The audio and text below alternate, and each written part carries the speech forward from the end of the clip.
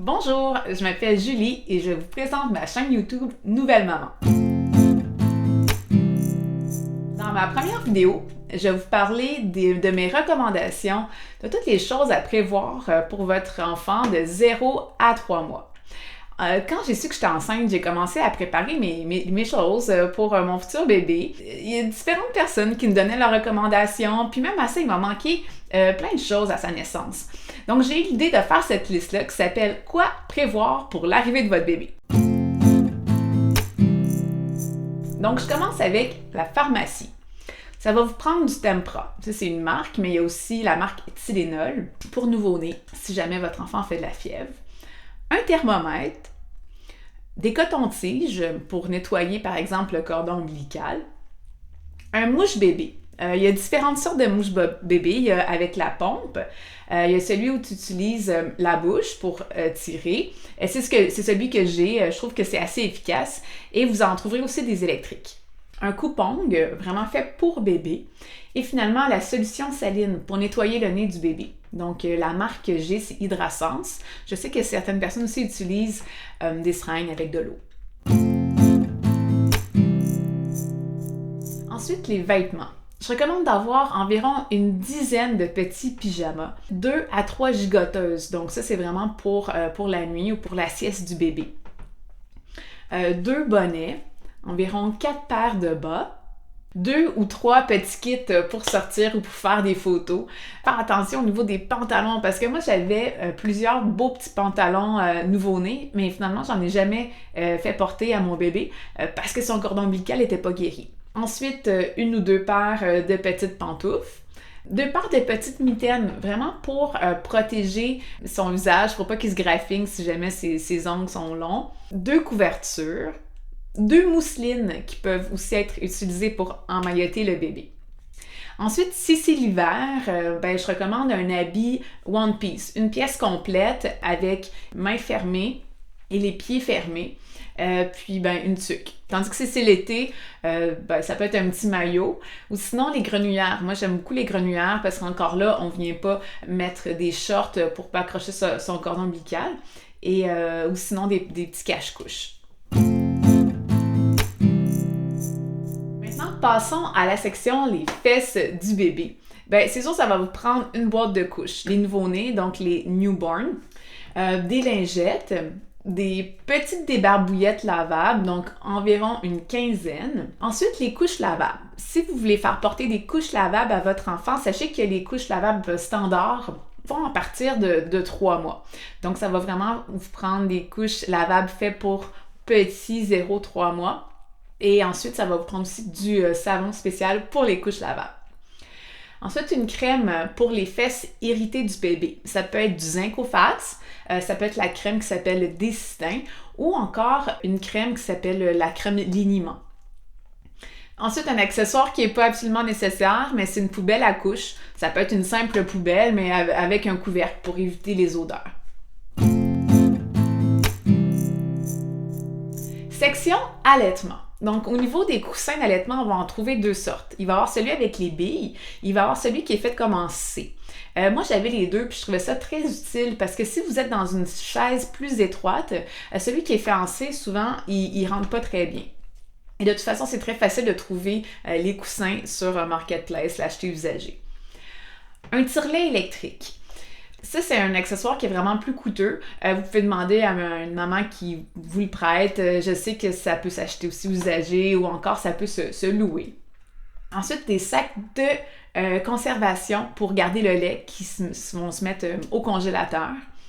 Biberon, des tétines aussi selon les différents mois de votre bébé. Une brosse pour nettoyer les biberons. Une suce. C'est pas certain que votre enfant va vouloir la suce, mais ça en prend une quand même pour l'essayer. Un égouttoir à biberon. C'est pas absolument nécessaire non plus. Moi, j'en avais un que j'ai quand même vraiment utilisé. Un soutien-gorge ou des soutiens-gorge d'allaitement. Si vous portez pas de soutien-gorge avec un arceau, je pense pas que ce soit tant nécessaire, mais si c'est le cas, je vous recommande vraiment d'avoir un soutien-gorge d'allaitement que vous allez décrocher à partir de la bretelle ici. Des coussinets d'allaitement, ça c'est si vous avez des montées de lait. environ 5 bavoirs, comme des petites couvertures pour les régurgites du bébé. Et finalement, un chauffe-biberon. Ça encore, le chauffe-biberon, ben, c'est pas absolument nécessaire parce que vous pouvez seulement utiliser un chaudron et de l'eau chaude. Même si vous pensez à allaiter votre bébé, ben on ne sait jamais ce qui va se passer. Et c'est pourquoi je recommande d'avoir quand même des biberons, un tire-lait. Puis un tire-lait, ça peut être très pratique aussi pour avoir une petite pause, puis que votre conjoint puisse vous aider et faire boire votre bébé. Je poursuis avec la section toilette. Tout d'abord, si c'est l'été, de la crème solaire. Pour laver le bébé, un savon doux. Moi, j'avais le savon Attitude non parfumé, que j'aime beaucoup. Ensuite, une serviette de bébé où on peut recouvrir aussi sa tête. Bon, c'est pas absolument nécessaire, ça peut être une simple serviette aussi. Et finalement, des barbouillettes pour le visage qui sont douces. Maintenant, la section livres. Moi, le livre que j'ai beaucoup aimé, que je trouve très complet, c'est Naissance heureuse, écrit par Isabelle Brabant. Un des meilleurs livres sur l'allaitement, c'est Bien vivre l'allaitement, écrit par Annie Desrochers et Madeleine Allard. Et finalement, pour garder la forme, autant avant qu'après l'accouchement, le livre 75 exercices thérapeutiques pour futures mamans d'Émilie Fecteau est vraiment excellent. Ben, le livre aussi qu'on nous remet à l'hôpital ou au CLSC, bien sûr, c'est vraiment une bible pour les mamans. Mais ensuite, il y a 3 livres que je recommande, dont 2 sur le sommeil. Mon enfant dort mal, Le sommeil du nourrisson et finalement, Soyez l'expert de votre bébé. Donc, je vais continuer avec les plus gros objets. Si vous avez une voiture, ça va vous prendre un siège d'auto. Si vous pouvez le trouver le plus léger possible, c'est ce qui est le plus pratique. Ensuite, une poussette.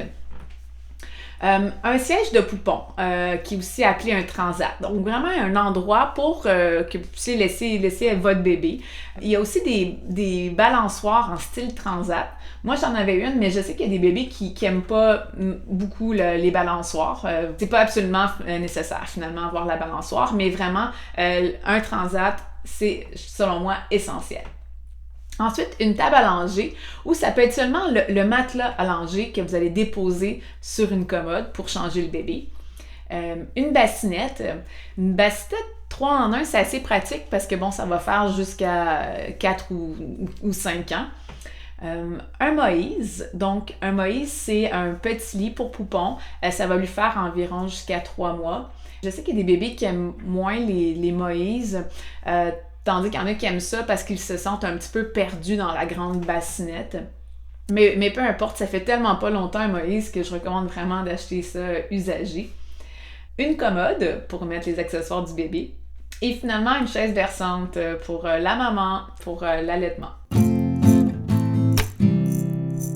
Au niveau des jouets, ben c'est sûr que de 0 à 3 mois, l'enfant va pas beaucoup jouer, mais il va commencer à observer, voir les couleurs, donc différentes sortes de hochets, des toutous, des hochets qui vont se mettre au poignet, excusez-moi, de l'enfant, c'est aussi pratique, et finalement des anneaux de dentition.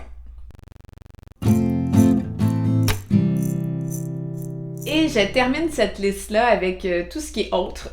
On va commencer avec 2 draps contours pour le matelas dans la bassinette et un alès aussi, qui est aussi un piqué pour protéger le matelas. Un sac de voyage, il y a toutes sortes de beaux petits sacs faits pour les bébés, mais ça peut être juste un sac normal. Maintenant, un porte-bébé. On ne sait pas si l'enfant va aimer être dans une écharpe, mais c'est quand même bien d'en avoir une pour l'essayer. Donc, il y a différentes sortes. Il y a des porte-bébés qui vont se clipper, il y a aussi des écharpes. Ça aussi, ça s'achète très bien usagé. Maintenant, si vous sortez avec la poussette, ben tout d'abord, un plastique pour en cas de pluie. Et puis, si c'est l'été, vous restez aussi dans un endroit où il y a plus de moustiques, ben une moustiquaire pour protéger le bébé des piqûres de moustiques. Ensuite, un matelas allongé portatif pour les sorties. Un mobile pour la bassinette.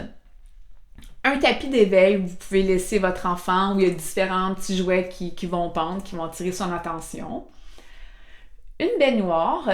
Ça aussi, c'est pas absolument nécessaire, mais au lieu de faire prendre le bain dans le grand bain, on a juste la petite baignoire en plastique. Ça peut être pratique.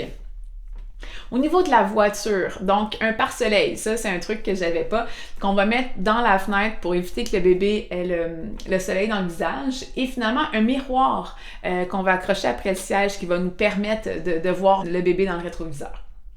Un parc, aussi appelé lit parapluie pour les sorties, et finalement une petite veilleuse ou une petite lumière plus sombre pour mettre dans la chambre lorsque le bébé se réveille pour l'allaitement. Donc voilà, vous pourrez cliquer sur le lien dans le descriptif de la vidéo pour retrouver la liste complète et je vous invite à me suivre pour ma prochaine vidéo qui parlera des garderies. Merci beaucoup!